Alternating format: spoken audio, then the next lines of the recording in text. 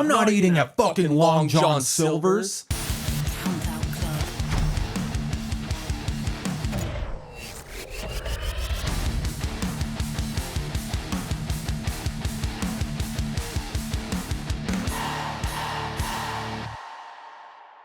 Way this in, so I'm just gonna come out and say it.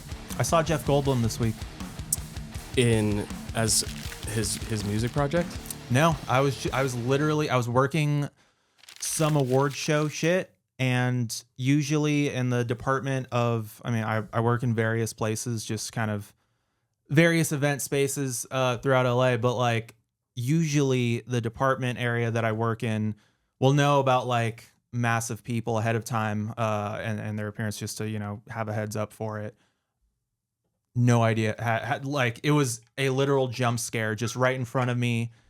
And dude looked like he was straight up like walking out of the Wicked set, like green suit jacket and everything. It was pretty insane. Now here's the thing. To myself, and I know you used to work around like the entertainment industry and stuff, I'm just thinking to myself like, man, I need to make this like a weekly series in terms of like who I saw this week, because I'd say like, especially if it's something that I end up working, I probably interact with them maybe like 30% of the time.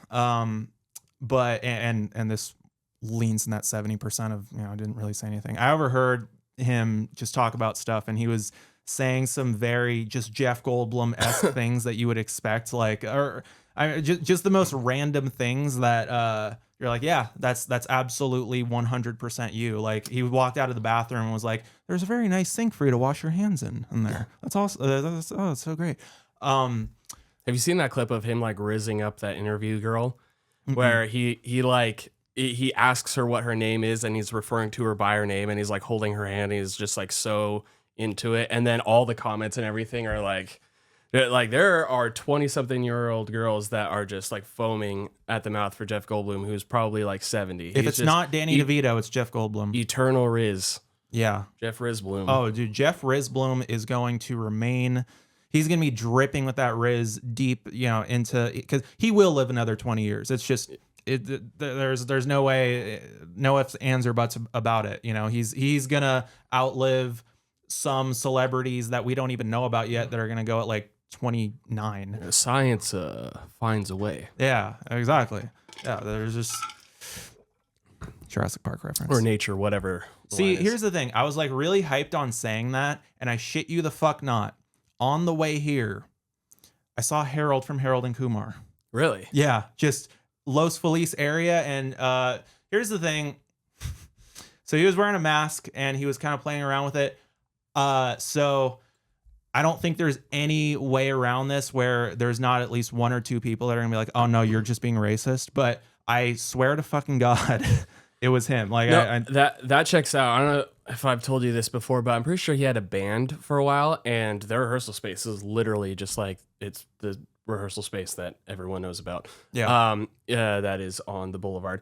And so when I had a rehearsal space there for a decade, and yeah, his band had a spot there. So local dude. Also Kumar, the other one, didn't he work in do something in politics? He was like he did something. He was like on Obama's team somewhere. So he's trying to expand those White Castles is what he's trying to do. Yeah, do something. I mean, that is the White Castle to be in. It is the White Castle. And you know what else is like, okay, I'm gonna say this out of my ass because I need to fact check myself here.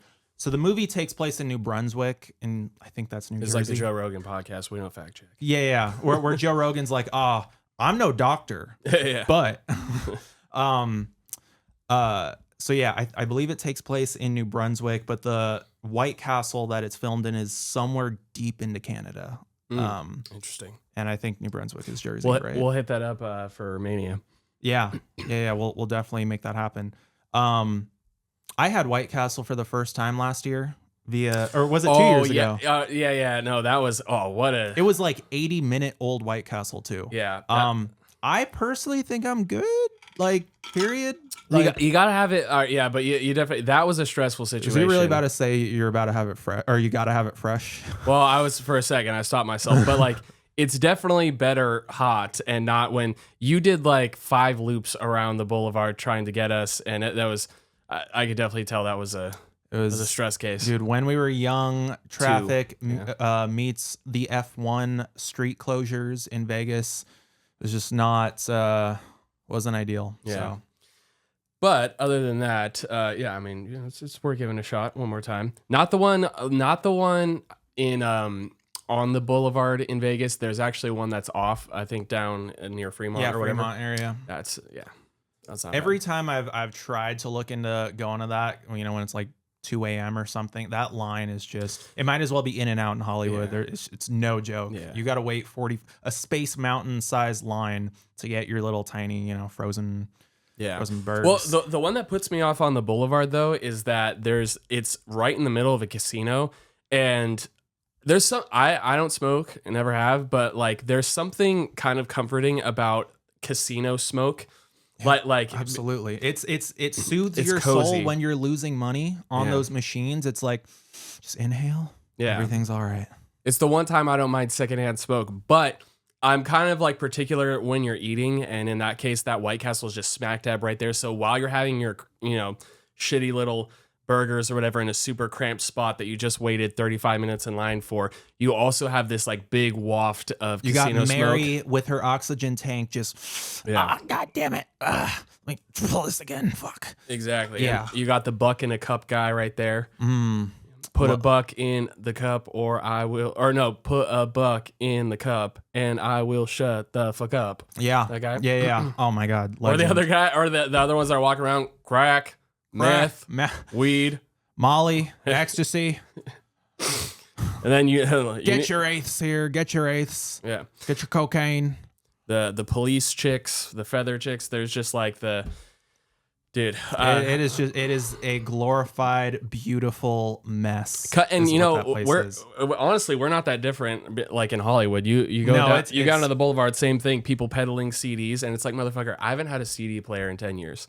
Yeah, I mean, dude, someone has to do it. Someone has to. I mean, if it's not the you know, our friends and up and coming DIY musical projects handing them out in lines at shows, it is up and coming rappers handing them out in front of the Hollywood Highland Mall. See, I just have this thing where I feel like they don't actually care if you're into the music or not, because there have been times where I've been like, dude, I do not have a CD player. Like if you have a Spotify, I'll check you out. And then they're just like, nah. It's like they want that quick, you know, $5-10 or whatever. Yeah. So you fall for it once if you've never like when I first moved here, whatever, it's a little awkward, like, you know, to say no. So I remember being like 18 years old, first moving here, being a student at Musicians Institute, walking by. Some guy's like, man, I'm gonna do big shit one day. And then I bought You bought it. You bought it literally. He signed it. Don't think anything ever came of it.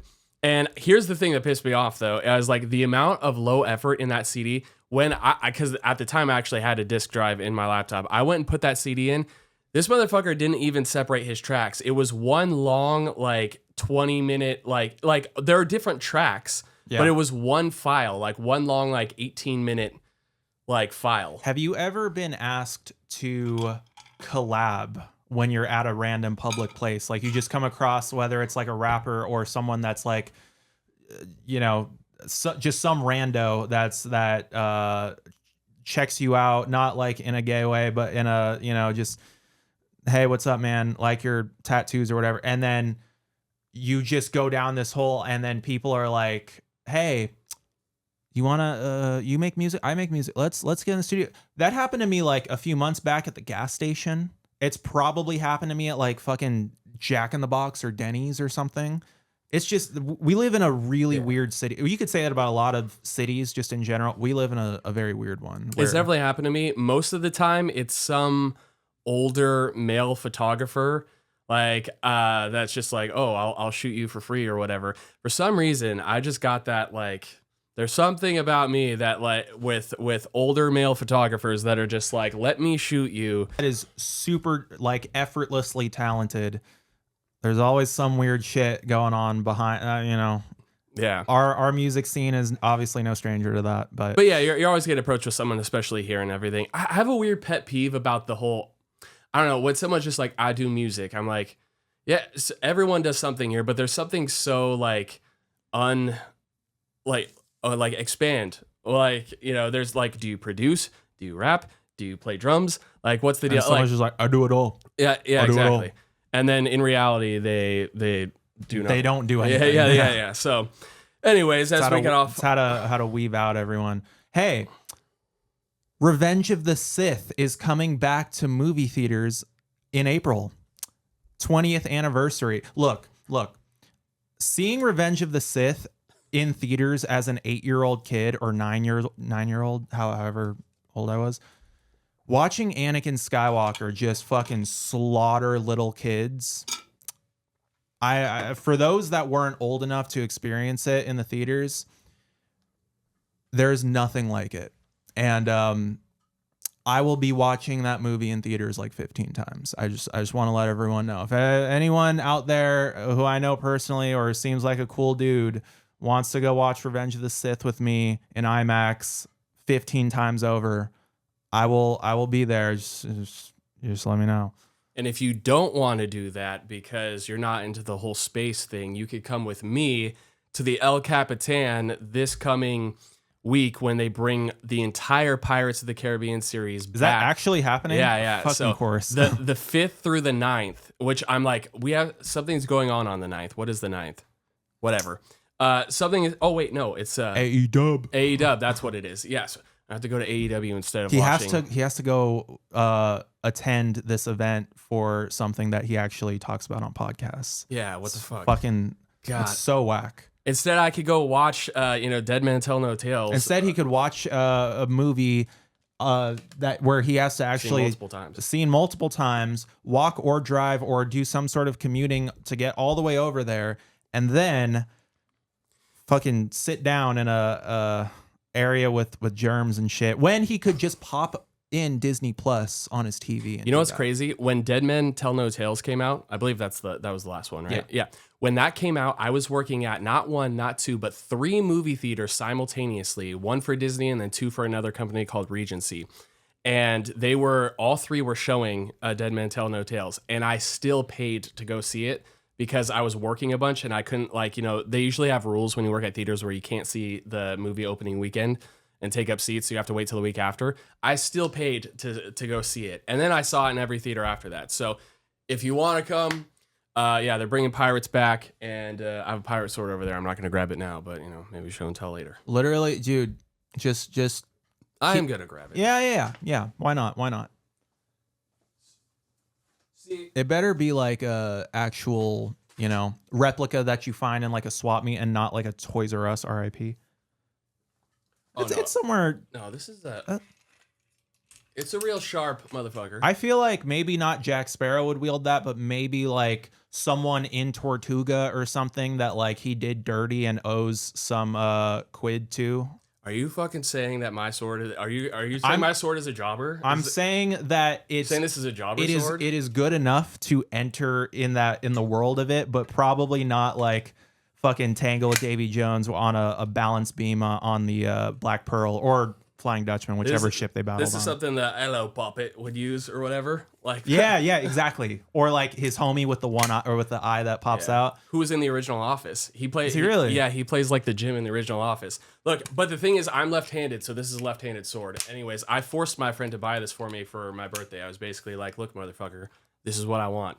And give me what I want. Yeah, give me what Batista. I want. I also have a medieval sword that's like more of a broadsword, but this is the shit right here. So yeah, that's pretty good. This is basically my home security system.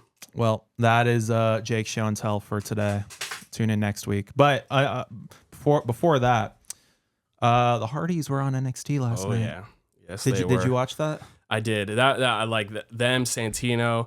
I don't care what anybody says. The Hardys on TV is a good thing. And people are always just like, oh man, I feel so old seeing the Hardys in 2025. I have the opposite effect. Like, yes, they're older. Everyone's older, whatever it happens. There's something feel good to me that the Hardys are still on TV. That Poetry in Motion that he did from the, was it Poetry in Motion? From it wasn't a ramp. It was like the connecting floor to the ring that he did on Dude Bro and just flipped back. Like, it looked really sick. And for that age, I know that it's a 2-person thing, but it looked really good. And I don't like people online that go ahead and say Jeff was slow or is getting old or whatnot. Like fucking no shit. Like they're not 28 anymore. But And the people that are like, oh, they're so old. It's like, dude, AJ Styles and Jeff are the same age. Like, it's the difference though is that, and it always comes back to this, and this isn't just in wrestling. The comparison of time is so weird when you make it early versus when you make it late. So someone like Jeff Hardy, who's been wrestling in WWE since he wasn't even legal to at 16 years old, probably feels a lot older to, fans because we've grown up with them, versus wrestlers that, AJ didn't.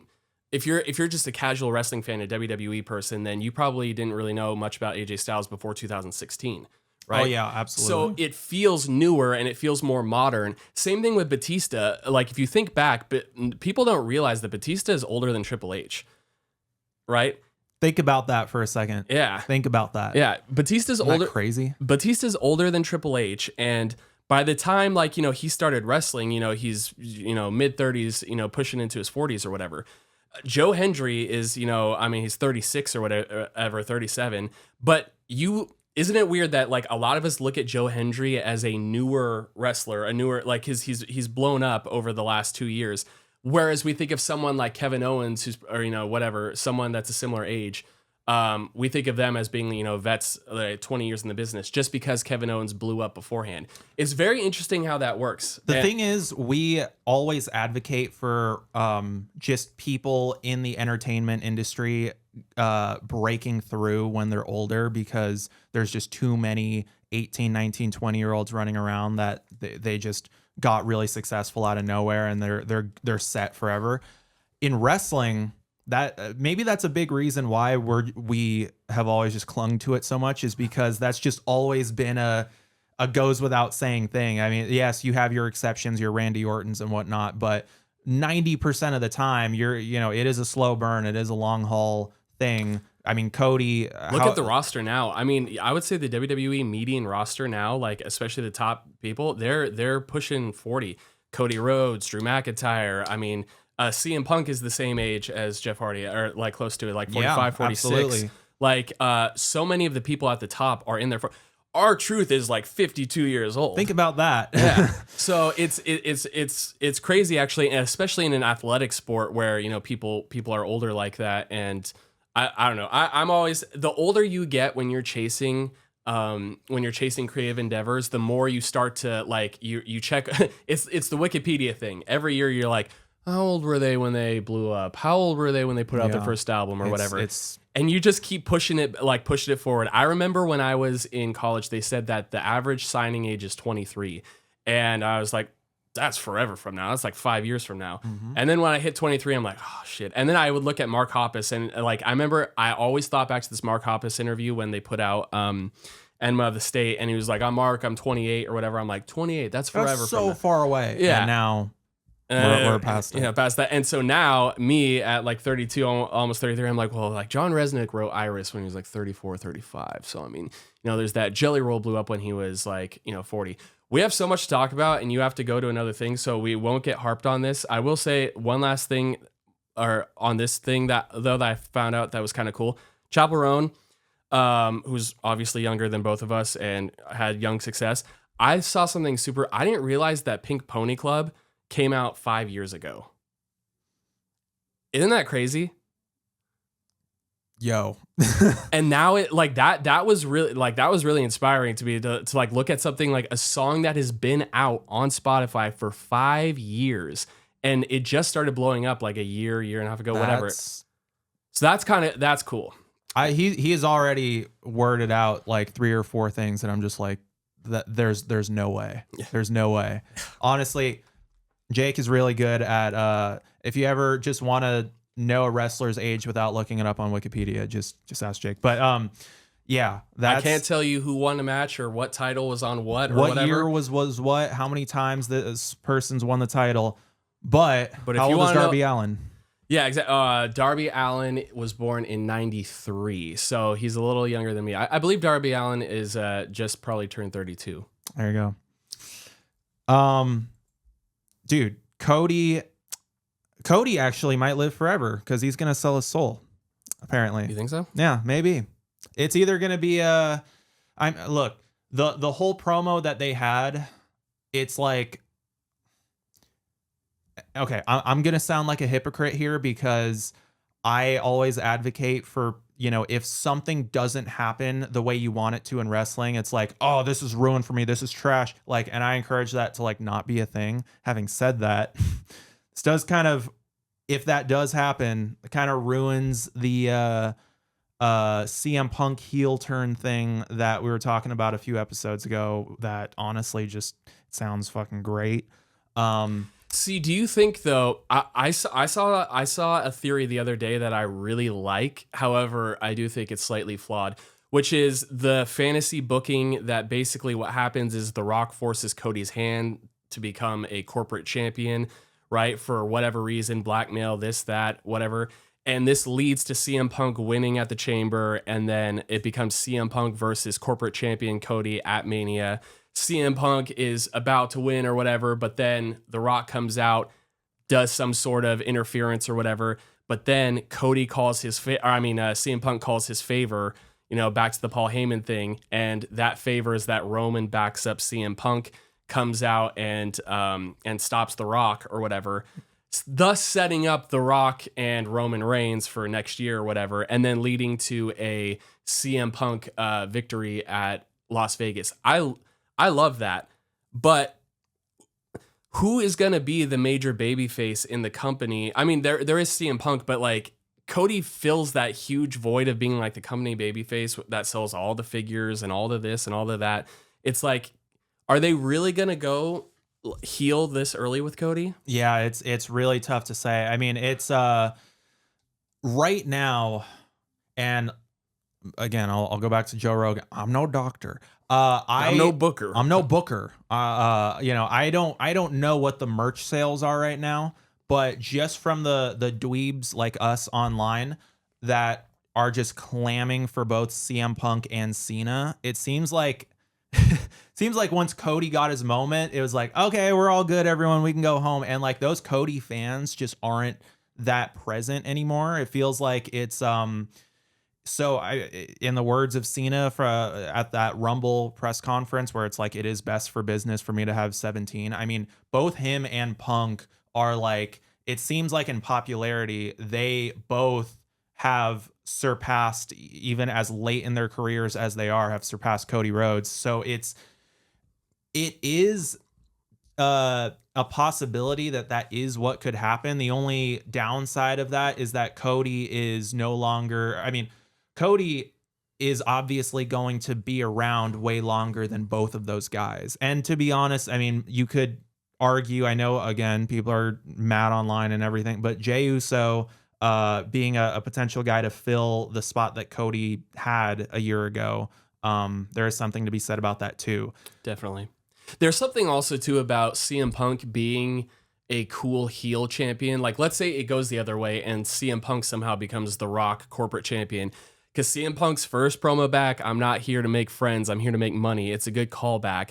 And if they somehow did so maybe that's what happens. And the favor is that Roman and Rock are technically still on the same terms or whatever.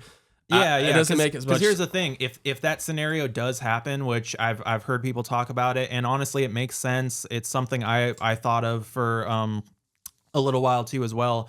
The only problem with that is like Roman just feels so like.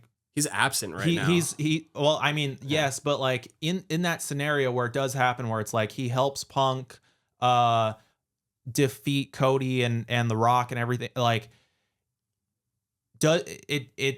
he would be doing that in a place where it's like he doesn't necessarily want to, and that like he just kind of feels like fucking paper there, where it's like he's just kind of existing and he's there. Like there's not a whole lot of substance to the beef that he would have with both Cody and The Rock. Obviously the history between both of them is very big, but it's just one of those things where if it does happen, Roman might as well feel like fucking Diesel standing behind Shawn Michaels or something. And it's like, Roman Reigns, why would there is a little bit of an argument. As much as I wasn't a big fan of his for years and years, it's like, why would you do that to him at this far into his career, as being like almost like this little, you know, stepping stone or character thing. Don't get me wrong, if it does happen, I'm stoked. I like that, closing out WrestleMania, that scenario. I think that's awesome.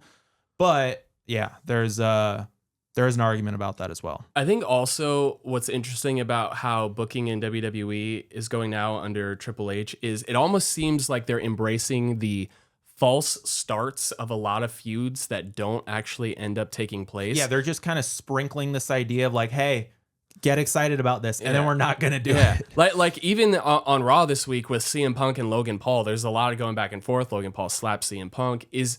Are they really going to go that direction? So honestly, they could, and I only say that because maybe they have made their mind up about John Cena winning, and it's Cena Cody, and obviously a lot of people online don't like the idea of Cena and Logan, but CM Punk and Logan Paul does kind of empty the hate of that, but it's going to be a thing of like, no one's ever going to be happy or satisfied. And at the end of the day, what it comes down to is you really can only choose one, people online that are fighting. Do you want CM Punk deprived of his WrestleMania moment yet again, his main event yet again, or do you want John Cena to win 17 later on and have him not main event his final WrestleMania? Now that's a choice for, you know, that's just what I'm asking people listening to this, but and watching this, but it's a win-win, lose-lose either way. Because honestly, like, we could talk about the chamber. I don't think there's any possibility of any of the other four winning. It's got to be one of them. Yeah, I definitely think that, I don't know how they would do it in the chamber. There's some sort of, Roman doesn't let go of the whole Seth thing at Royal Rumble. I feel like Roman and Seth, whether it's in a triple threat or something, they're bound to do something at Mania. It'd be really weird for Roman to sit out Mania. If it happens, it happens, but I feel like that's the direction that goes. The thing about CM Punk and Logan Paul, though, that is interesting is Logan and Cena make a lot of sense because of the impact that they have outside of the wrestling industry and the reach that they have.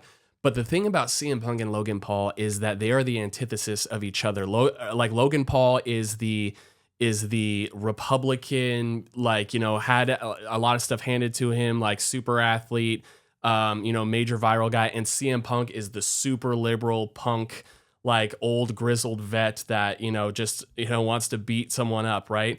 And there's a lot of, you know, I mean, Logan had a great promo on Raw. The thing is, and I say this all the time, regardless of the person and their character and who they are, whether they're a good person or a shitty person or whatever, talent is outside of that. How many bands do we listen to? How many artists do we listen to? How many different things do we consume by people that, you know, have done or are just like shitty people? I'm not saying Logan is a shitty person or whatever. Like, I mean, there's a lot of arguments to that, but what I'm saying is that, like, people that disregard his obvious, like, natural talent for professional wrestling it's just out of pure spite. Yeah. I mean, and you can say that about, look, if you want to say, oh, I don't listen to anyone or watch anyone's stuff or, you know, whatever because of this thing, I'm like, you just haven't really sat down with yourself and realized this person that you, and look, man, this argument can go, if we're talking music, I mean, I can name drop some giant bands that a lot of, you know, more of that SJW feminist crowd like loves, and you can look up dirt about them. That you could, same thing with like hardcore liberal cinephiles and stuff. You can look up, dude, look at this filmmaker that, like, you know, just there's so many examples of that stuff. And in the case of Logan Paul, like, yeah, I don't necessarily, I mean, as you said, there's a lot of arguments about, yeah, he's done some not great things before, but outside of that, on the other side of Logan Paul, there's all this fucking talent and all of this stuff that, again, we can go feed into the arguments of like, okay, yes, he had the resources to get good and all this stuff, but at the end of the day, displays and puts on a really insane show, just not even for wrestling, but just everything that he does, really. And as much as I am always like fighting against the nepotism and the nepotism babies, we have to realize this too.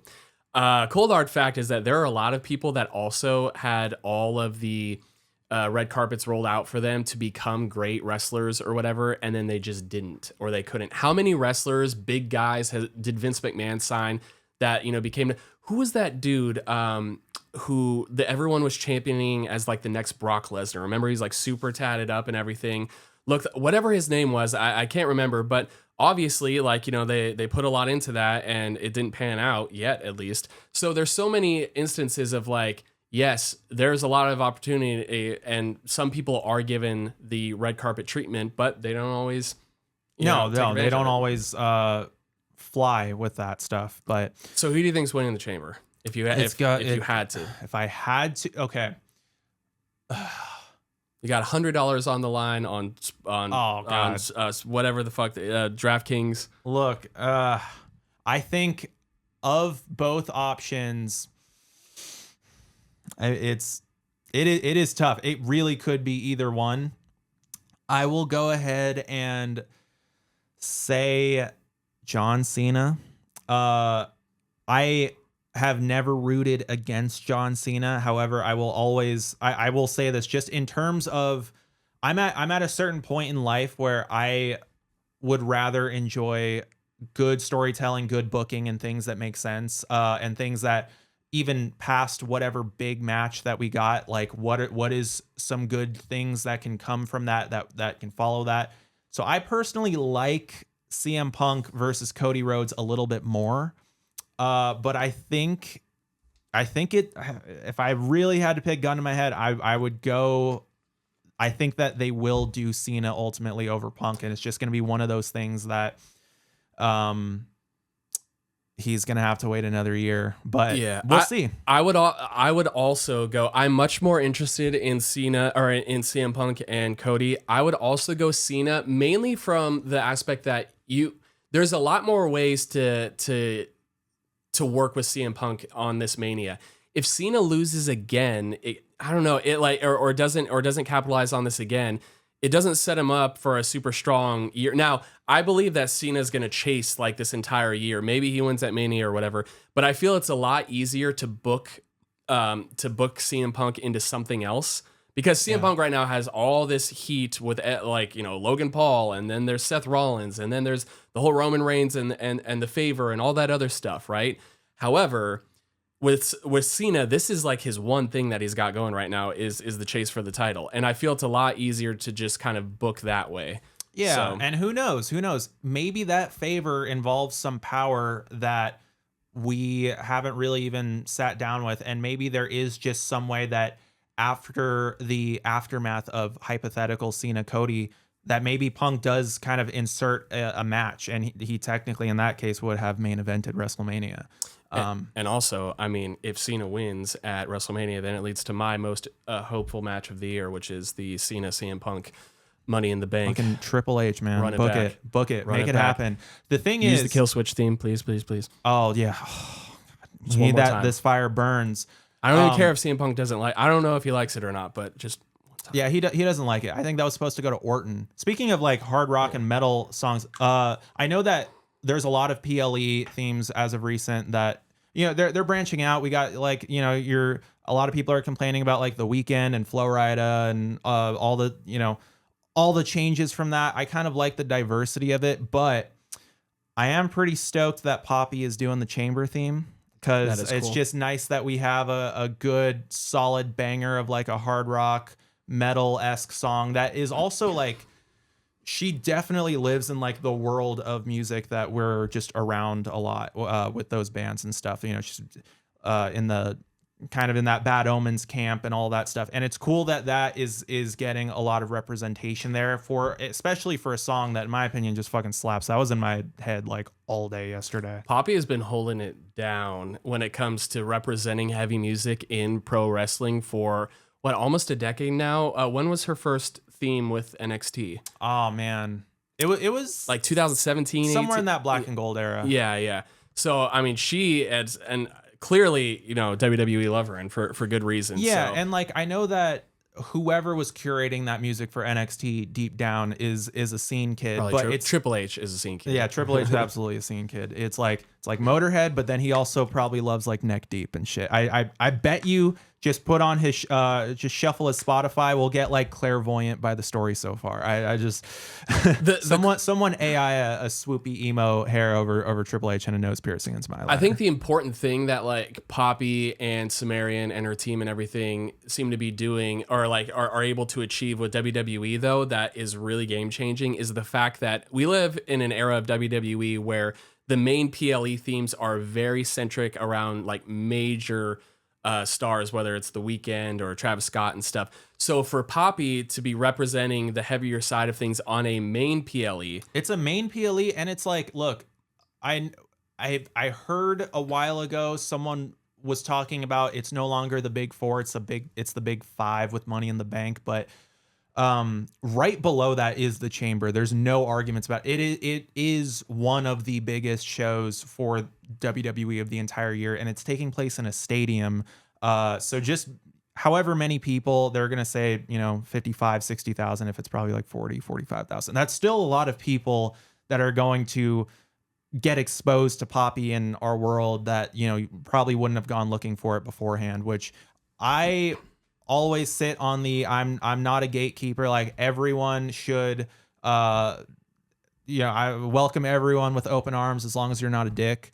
To the scenes and stuff. I mean, it wasn't that long ago, 10, 11, 12 years ago, when wrestling was, a fraction as popular as it is now. And same with like the scene metalcore pop punk shit that, we just kind of live in, I mean, you can make so many arguments of like what did that. I feel like it was like a sprinkle of a lot of things, but Poppy, point of the story is just it's cool that representation is there, and that it is WWE that's kind of doing that. Yeah.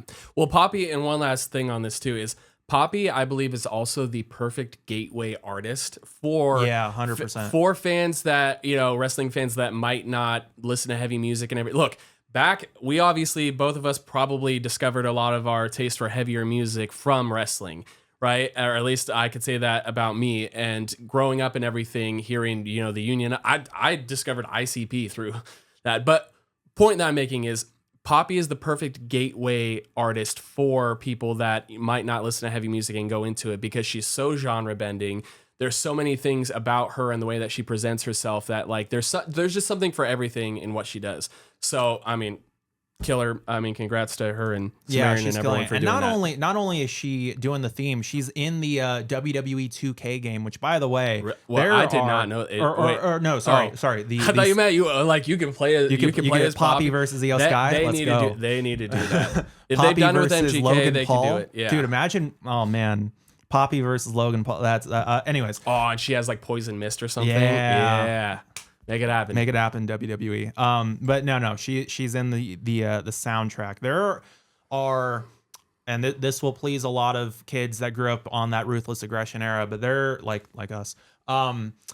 There's a lot of metal bands, a lot of hard rock bands in the soundtrack, more so than it's been in a while. And even with like hip hop, there's more harder stuff, like, Denzel Curry's in it. Suicide Boys has a song in the soundtrack. For metal bands, that Knocked Loose Poppy song, which Knocked Loose WWE, that's an amazing crossover for me. Spirit Box. I don't know if you saw Spirit Box and Pop, like someone confused the lead singer Courtney from Spirit Box as Poppy, and she like played it.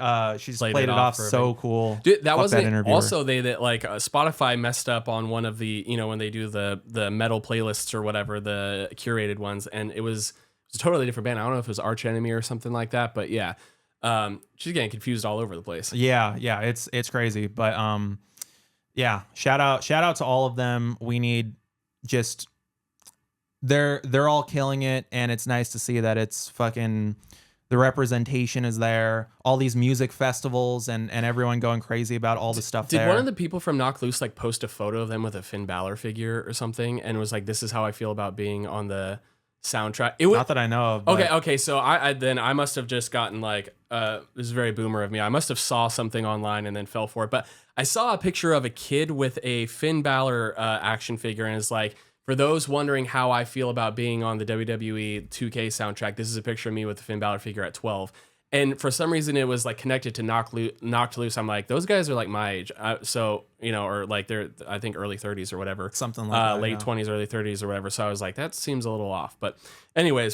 Knocked Loose is another band that's just absolutely fucking killing it. And we have so much fun. I'm not a gamer, but like, I'm not a gamer unless it's like Zelda or SSX Tricky or like Resident Evil or 2K or No Mercy or Mario Kart or maybe sometimes maybe like, Super Smash Brothers. Maybe sometimes sometimes you got to smash your bros. Sometimes the Smash Brothers, Sea of Thieves every now and again, some Tony Hawk, even some Skate sometimes. Some American Wasteland. So the thing is, what I'm trying to say is I don't play games ever. Like not at all. You actually should get on your video games a little bit more. Yeah, I know. Maybe some Animal Crossing every now and again. But like, I really don't fuck with video games. It's just a lot of time. Like, yeah, and so it's just something I don't really spend any time on.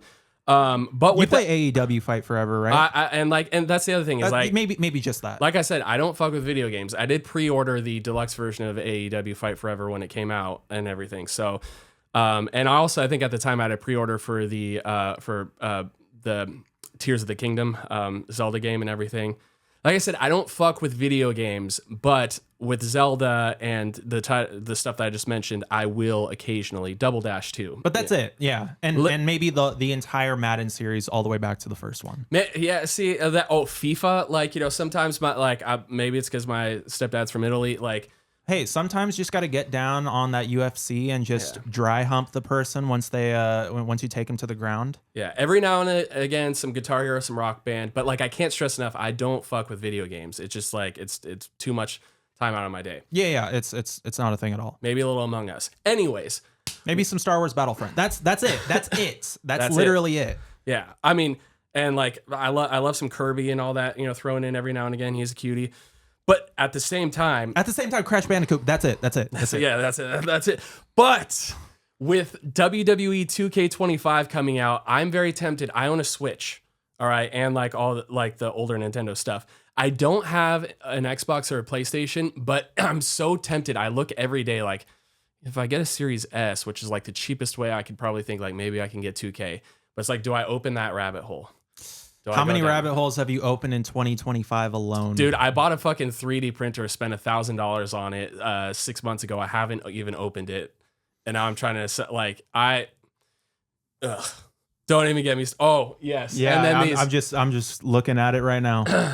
Looking at Mosh and Thrasher and not much, et cetera, et cetera, et cetera. Who do you know that has spent over $50 on the headbangers, on anything headbangers related in 2025? You're the only person I have ever met, or maybe ever will meet, that has the headbangers action figures from the Attitude Era. And look, which is awesome. Like, they're fucking sick. Yeah, there's a lot of rabbit holes that he's opened in the last 6 months. Yeah, the amount of money that I should be putting towards promotion and other stuff. But hey, I mean, with me, it's kind of the same thing where it's like, I went down a rabbit hole of going to shows years and years and years ago.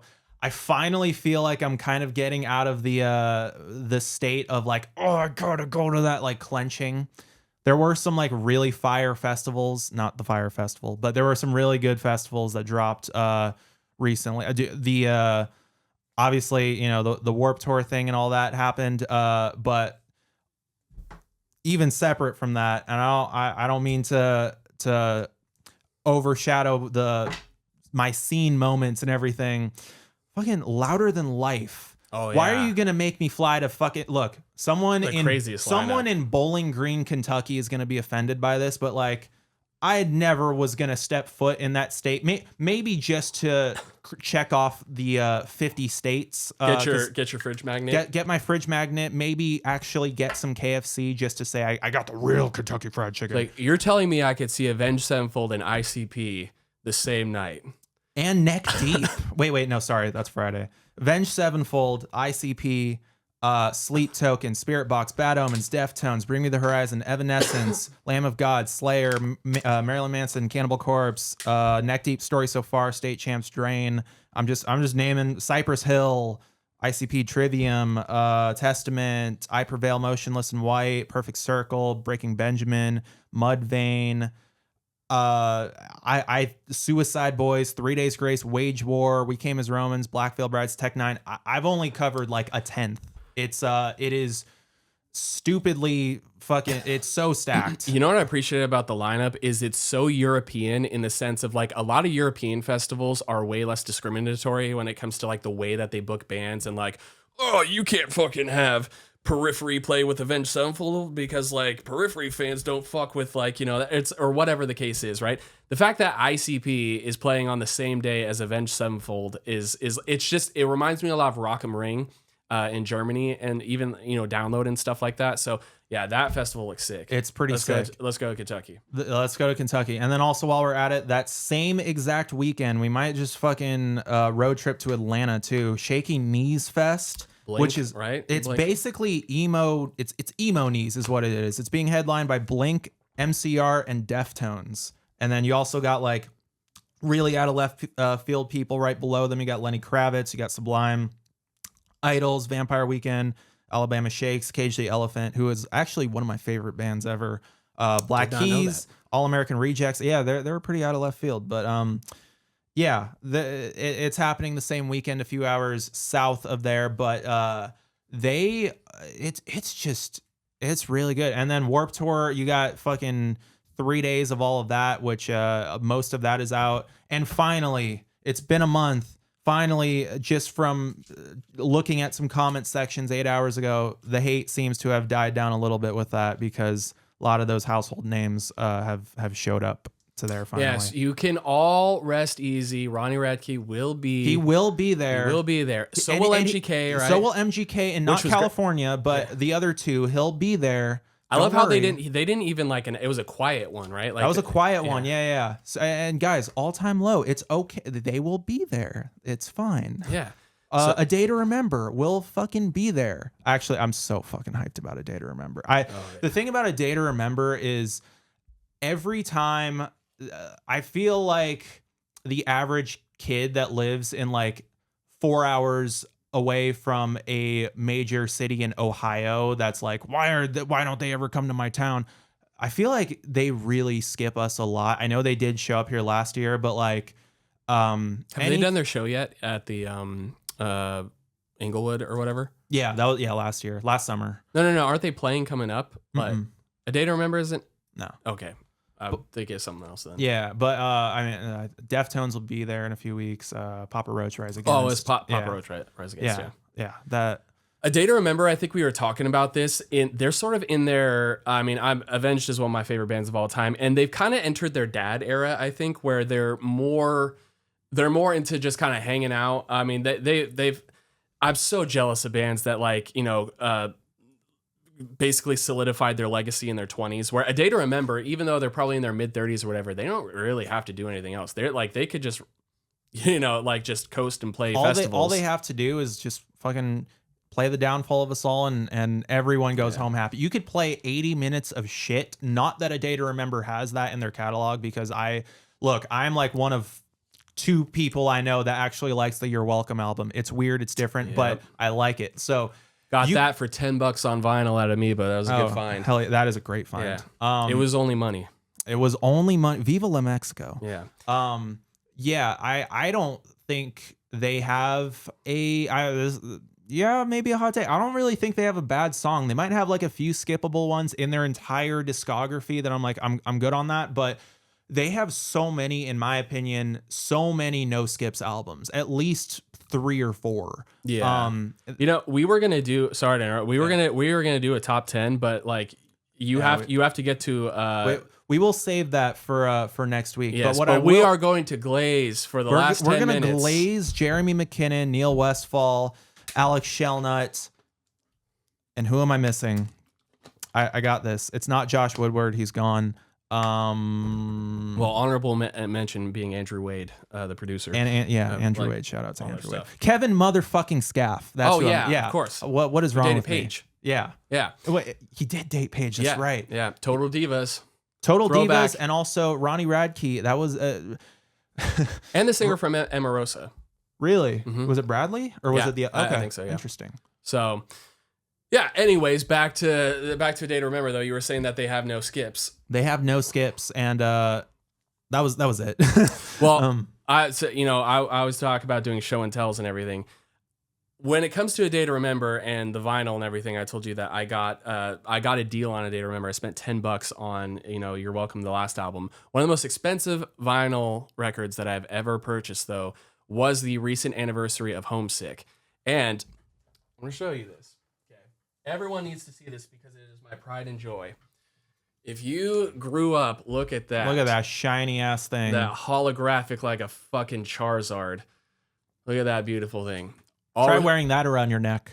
All respect to the significant others, but this is the most beautiful thing ever seen. This is, in my opinion, if someone asked me the greatest album artwork of all time, it's Homesick. It's hard to argue with that. Although, my tattoos, they're not exactly Homesick, but like a lot of the colors and everything were definitely like inspired by Homesick.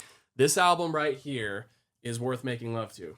It is. Yeah. You know what? I feel like I have with the one after that.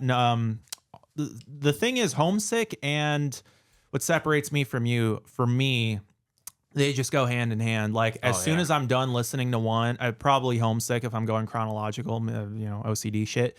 I got to throw on What Separates Me From You right after that. They're both kind of relatively fast, easy listens, and you could definitely make that argument about Homesick and the artwork. I'm going to, at some point, we're talking about all my tattoo ideas and stuff. At some point, gonna try to get in American traditional style the guy that is trapped in the hourglass on the What Separates Me From You album just on me is maybe not detailed of the people walking by, but it's something a little bit more traditional-esque of that. They are, for me, a top tier band like ever. Absolutely. Yeah. What Separates Me From You also has one of my favorite Day to Remember songs of all time. Like all the passes between the top spot, which is Better Off This Way. Also, that album, because that came out during the whole loudness wars, just fucking slams. It is so peaked. Anytime you put that, listen to any song in between, like put on like just some random song and then any song from What Separates Me From You, and it just fucking slams your speakers. So fucking good. Now, I do have a less than popular opinion. However, I don't think it's that crazy, which is people sort of hold Homesick on the pedestal of like, oh, this is one of like the greatest albums of all time. Common courtesy. Well, exactly. So I was about to say, for me, Homesick is the greatest art ever, right? But when it comes to the Day to Remember discography, music-wise, Common Courtesy, to me, is their best work. I'm also a little hard looking at that album cover right now, not gonna lie. And then it's got the it looks like fucking scrambled eggs. But it's got the, if I were to, that must have been what they got at Long John Silver's. Oh yeah. I'm not eating at fucking Long John Silver's. It's like, okay, we can go somewhere else. Yeah. Fuck. But yeah. That album just was absolutely. It really has everything on it. It's got like the sad emo cry yourself to sleep songs. It's got the fucking angry mosh shit. It's got the really deep lyrics about stuff. It is a perfect roller coaster. All three of those albums we just mentioned are, but yeah, that one, and just, like it's longer. It just there's stuff about it that just hits really. It hits all the punches, hits all the body parts, and like the seamlessness from City of Ocala going straight into Right Back at It again, just perfect. I remember amazing, especially with the thing or the whole chat at the end. It's just like.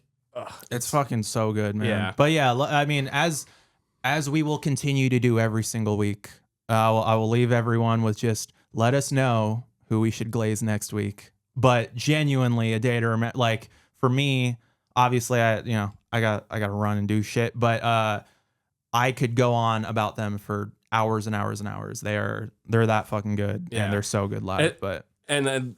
Coming from two people that really love pop punk and also love heavy music and everything, A Day to Remember was that band that bridged that They- gap. yeah, And they they absolutely basically bridge like the you two. can do both.